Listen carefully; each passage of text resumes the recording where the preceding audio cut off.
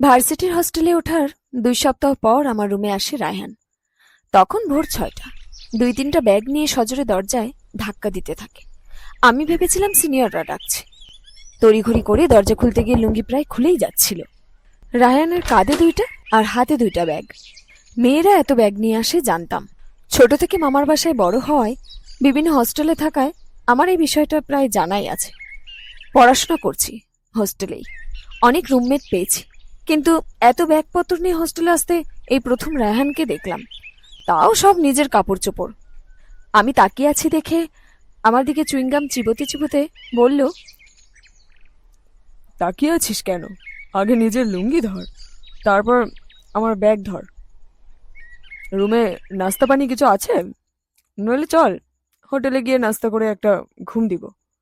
হাতের ব্যাগগুলো আমার হাতে দিয়ে কাঁধের ব্যাগগুলো ওর জন্য রাখা অন্য বেডের উপর ফেললো। ব্যাগ রেখে বসতে না বসতে ওর ফোন এলো। খাটে বসা অবস্থায় ফোন ধরে ধপাস করে বেডে পড়ে গেল আর বলল, হ্যাঁ আম্মু, আমি পৌঁছেছি। এইবার চিন্তা করো না, সারা রাত ঘুমাওনি, জেগেছিলে। এইবার ঘুমাও, আমিও ঘুমাবো।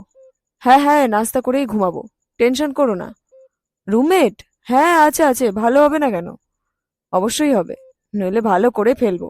তুমি চিনো না তোমার ছেলেকে, কাল কিন্তু আমার সাথে জেগেছো। এক্ষুনি ঘুমাও, রাখো, ঘুমাও কিছুক্ষণ। আমি হাসি দিলাম।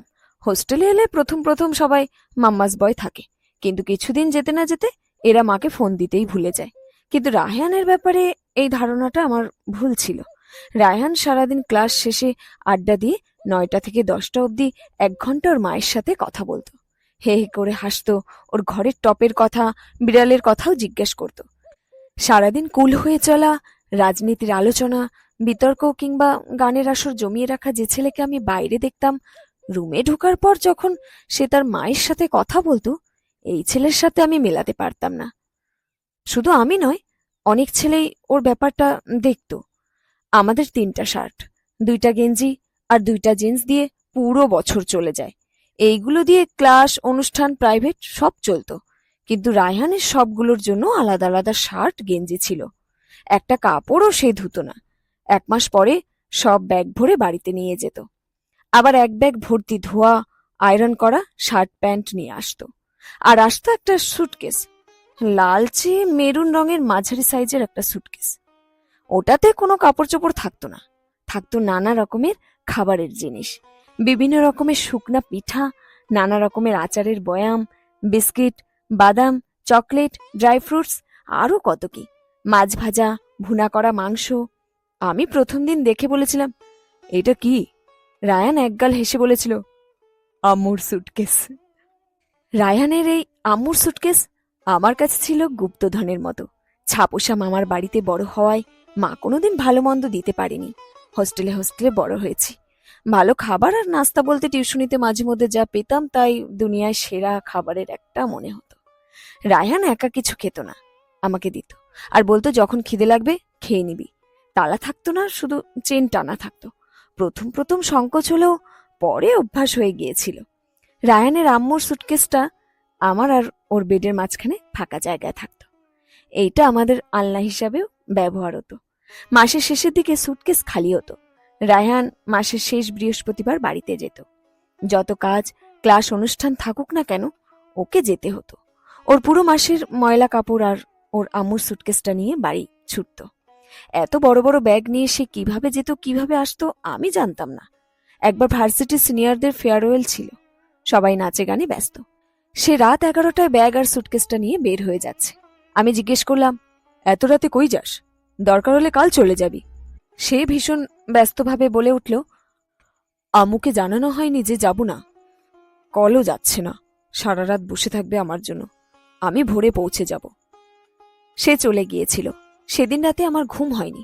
শুধু মনে হচ্ছিল রায়ান অনেক ভাগ্যবান। মায়েরা সন্তানদের ভালোবাসে, আমরা এটা স্বাভাবিকভাবে নিই, কিন্তু সন্তানেরা মায়েদের এইভাবে ফিরতি ভালোবাসতে পারে, এইটা ভাগ্যের ব্যাপার। কিছু ভাগ্যবান মানুষ ফিরতি ভালোবাসার ভাগ্য নিয়ে জন্মায়। রায়ানের থেকে দেখে আমিও মাকে প্রায় ফোন দিতাম। প্রথম প্রথম কথা খুঁজে পেতাম না, কি বলবো। আস্তে আস্তে বলতে বলতে মনে হলো মাকে অনেক কথাই বলা যায়। শনিবার সকালে রায়ান ঠিক তার আয়রন করা কাপড়ের ব্যাগ আর রায়ানের আম্মুর সুটকেস নিয়ে ফিরে আসে। রায়ান বলে, এইবার তোর জন্য আলাদা আলাদা সব দিয়েছে আম্মু। খুলে দেখলাম যা যা দিয়েছে সব 2টা করে পাঠিয়েছে। আস্তে আস্তে তার নিয়ম হয়ে গেল। রায়ানের আম্মুকে আমি কখনো দেখিনি। আমার কাছে রায়ানের আম্মুর ভালোবাসা মানেই ছিল রায়ানের আম্মুর সুটকেসটা। আমার অনেক খরচ বেঁচে যাচ্ছিল, আর আজে বাজে খাবার না খাওয়াতে অসুস্থও কম হচ্ছিলাম। একদিন দেখলাম রায়ান ওর আম্মুর সাথে অনেকক্ষণ ধরে বকবক করে টাকা চাইছে। ওর একজোড়া জুতা পছন্দ হয়েছে, দাম 26 টাকা। ওর সেটা লাগবে। অনেক বোঝানোর পর ওর মা টাকাটা পাঠাতে রাজি হয়েছে। রায়ান টিউশনি করে না, করলেও 1-2 মাসের বেশি না। যদিও করে তা দিয়ে ওর মায়ের জন্য কিছু নিয়ে যাবে আগে। রায়ান ফোন রাখার পর আমি ওকে বললাম, জুতা কেনার জন্য না বলে বই বা ভার্সিটির ফি এর জন্য বললে তো এত কথা বলতে হতো না। রায়ান ঘাড় বেঁকিয়ে অবাক হয়ে বলে, মিথ্যা বলতাম?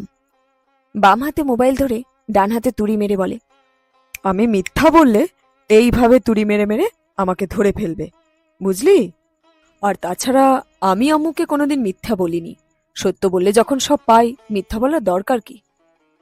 কেমন যেন অবাকই হলাম।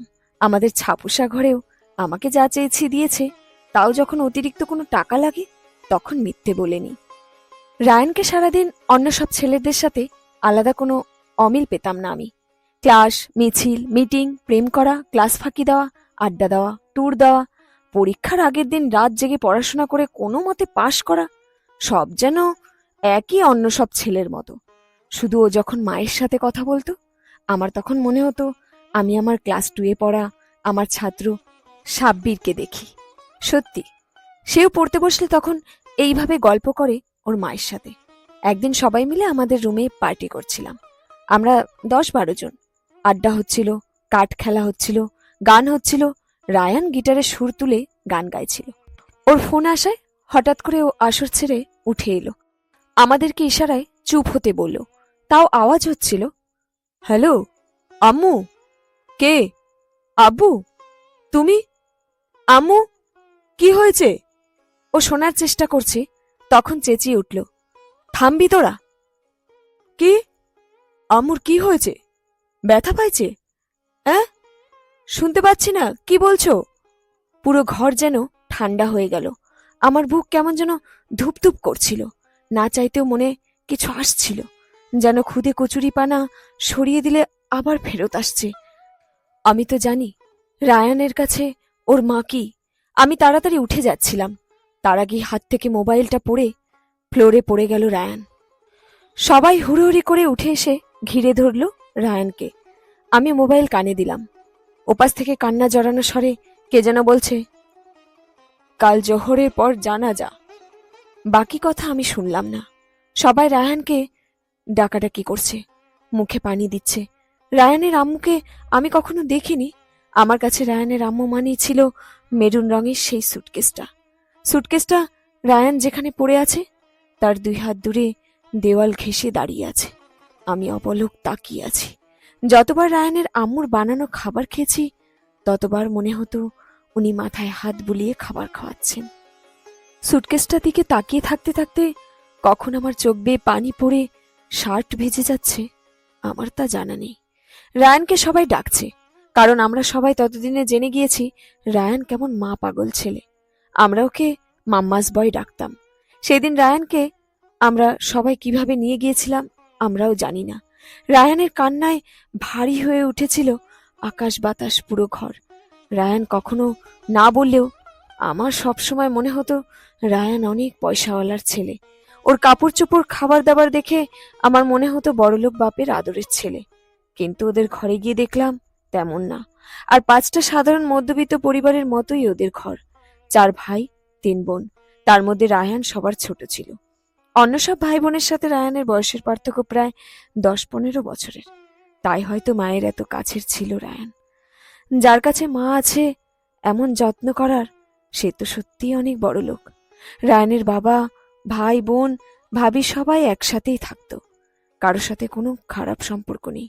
কিন্তু রায়ানের মুখে কারো নাম কোনোদিন শুনিনি, শুধু ওর আম্মুর কথাই বলতো।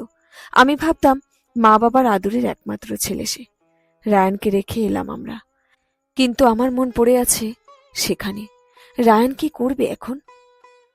রুমে ফিরে রায়ানের আম্মুর সুটকেসটার উপর চোখ পড়লেই কেঁপে কেঁপে উঠছি, মুখে হাত দিয়ে ফুপিয়ে কেঁদে উঠছি।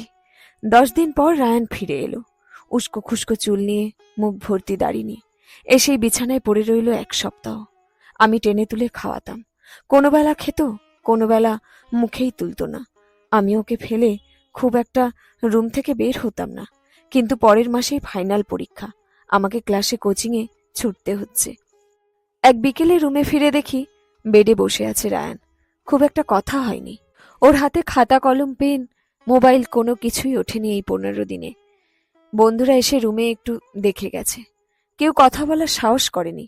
আমি ওর পাশে বসে বললাম, এইবারের পরীক্ষাটা ড্রপ করবি? বাকি কথা আমি বলতে পারলাম না। তার আগেই মাথা নাড়তে নাড়তে বলে উঠল রায়ান, না, আমার পড়াশোনার জন্য মা আমাকে এইখানে পাঠিয়েছে। পড়াশোনার জন্য মাকে আমি শেষ মুহূর্তে একবার দেখতে পারিনি। এত কিছু করেছে মা, পরীক্ষা আমি দিবই। বলতে বলতেই উঠে গেল সে। পরের দিন থেকে ঠিকঠাক হয়ে মোটামুটি আবার পড়াশোনায় মনোযোগ দেয়। সবকিছু মোটামুটি স্বাভাবিক দেখতে মনে হলেও ওর সেই উচ্ছ্বাসটা আর নেই, বেপরোয়া বেখেয়ালি আচরণ আর নেই। উড়ান্ত প্রজাপতিটা কেমন নিস্তেজ হয়ে গেল। মাঝে মধ্যে মধ্যরাতে ফুপিয়ে কান্নার আওয়াজ পেতাম। মশারির ভেতর থেকে দেখতাম রায়ান ওর আম্মু সুটকেসটার সামনে বসে আছে। উঠে সান্ত্বনা দেওয়ার সাহস আমার হতো না। আমিও যে তাকিয়ে থাকি মাঝে মধ্যে আমার গুপ্তধন পাওয়া সেই সুটকেসের দিকে। রায়ান আর মাসের শেষে ব্যাগ আর সুটকেস নিয়ে বাড়ি যায় না, সেটা ভর্তি হয়ে আর আসে না। এক বিকেলে রায়ান আমার সামনে এসে দাঁড়িয়ে মাথা চুলকে বলে, শাওন, কাপড় কিভাবে ধোয় রে? পানি দিয়ে সাবান দেয় যে, তারপর কি করতে হয়? আমি ওর দিকে তাকিয়ে থাকি। হোস্টেল লাইফ প্রায় শেষের পথে। এই 4 বছরে সে একবারও কাপড় ধুইনি। আমার মনে হলো এখন, আর কেন সেটা মনে পড়তেই বুক ভারী হয়ে ওঠে। চারপাশে তাকিয়ে সে বলে, সব ময়লা হয়ে আছে রে। কাল একটা কাজ ছিল, তাই শার্টটা এতদিন সব আম্মু। বাকি কথা শেষ করতে পারে না। আমার একবারও মনে হলো না আন্টি ওকে কিছু শেখায়নি। আমার কেন যেন মনে হলো আন্টি চায়নি যে ও কাজ শিখুক। আন্টি চাইতো ওর সব কাজে ওর থেকে ওর আম্মুকে লাগুক। রায়ান কেমন যেন আস্তে আস্তে সব শিখে নিতে শুরু করলো। আমার ভালো লাগার কথা ছিল, কিন্তু আমার বুক ভারী হয়ে আসতো। রায়ান আর বাড়িতে যেত না, কোনো কিছু লাগলে কাউকে ফোন দিত না, আমাদের কাছে ধার চাইতো। ওর বাবা নিজ থেকে টাকা পাঠাতো, দিয়ে গেলে নিত, কিন্তু খুঁজে নিত না। টিউশনি শুরু করে। আমরা পরীক্ষার পর হল ছেড়ে নেওয়ার সময় হয়। স্কলারশিপ নিয়ে বাইরে যাওয়ার জন্য সারাদিন দৌড়াতে থাকে রায়ান। হয়েও যায় সব। রায়ান যেন দেশ ছেড়ে পালাতে চায়। যে ছেলে হোস্টেলে এসেছিল 4টা ব্যাগ কাঁধে, সে ছেলে দেশ ছেড়ে চলে গেল 2টা শার্ট, একটা প্যান্ট, একটা ব্যাগ ভরে। রায়ান যাওয়ার সময় অনেকবার ওর আম্মুর সুটকেসটায় হাত বুলায়। ওর কাছে মায়ের স্মৃতি হিসেবে এই সুটকেসটাই রয়ে গেল। প্রতি মাসে একবার এটা টেনে টেনে নিয়ে যেত, আবার নিয়ে আসতো। তার কাছে এই খালি সুটকেস এখন বিশাল মনে হচ্ছে। এত বড় সুটকেস নিয়ে সে কোথায় যাবে? তাই আমাকে বলল, একটু রাখিস তোর কাছে, যতদিন পারিস। অন্য কেউ পেলে কি করে, ছিঁড়ে টিড়ে ফেলবে। আমি শক্ত করে ধরে বলি, সামলে রাখবো। আমিও যে গুপ্তধনের সন্ধান পেয়েছিলাম এইখানে। যাওয়ার সময় শুধু আমি দিয়ে আসি রায়ানকে, আর কোনো বন্ধু ওর হয়ে ওঠেনি। ফ্যামিলির কাউকে আমি আর দেখিনি। রায়ান যাওয়ার পর আমি একটা মেসে উঠি, তারপর একটা ছোটখাটো চাকরি ধরি, এক রুমে বাসা নিই।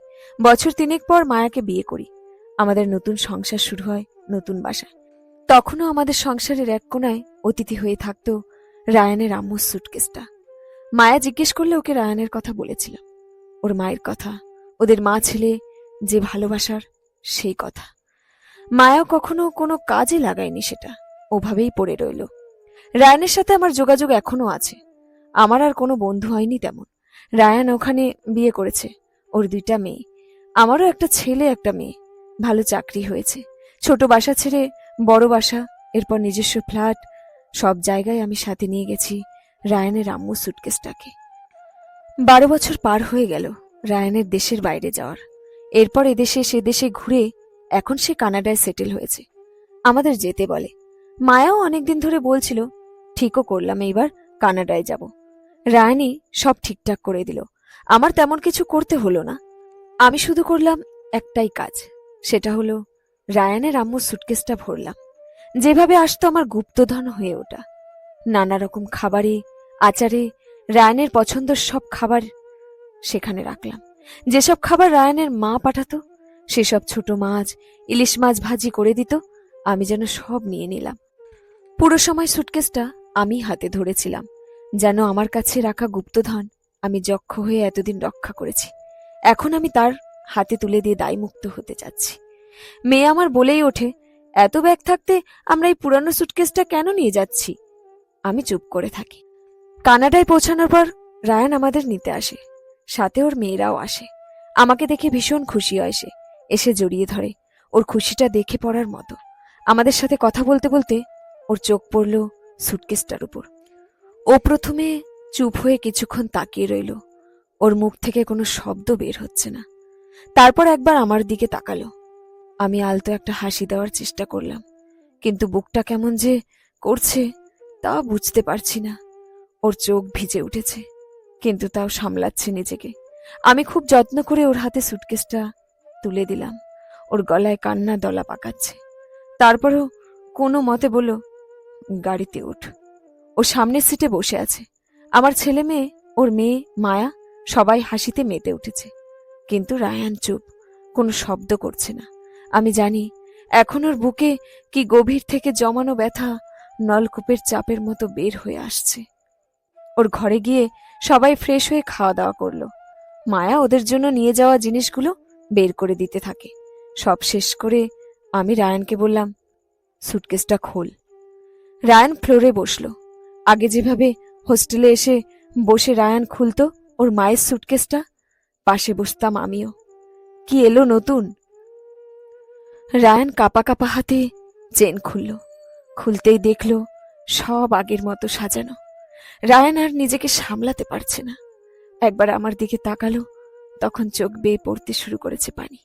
জমানো সব স্মৃতিগুলো কাপা কাপা হাতে সব ছুঁয়ে দেখছে। তারপর হাউমাউ করে কেঁদে উঠল ওর স্ত্রী, মেয়েরা। আমার ছেলে মেয়ে সবাই নিশ্চুপ হয়ে তাকিয়ে রইল। রায়ান হিচকি দিতে দিতে আম্মু আম্মু বলে ঝাঁপিয়ে পড়ল রায়ান ওর মায়ের সুটকেসটার উপর, যেটা ছিল আমাদের গুপ্তধন। হারিয়ে যাওয়া মানুষগুলোকে তো আমরা ফেরত পেতে পারি না। ওদের স্মৃতিমাখা জিনিসগুলোতে তাদের খুঁজে ফেরাকেই তো মায়া বলে। শেষ হলো আজকের গল্প, রায়ানের আম্মু সুটকেসটা। কলমে দোলনা বড়ুয়া তৃষা।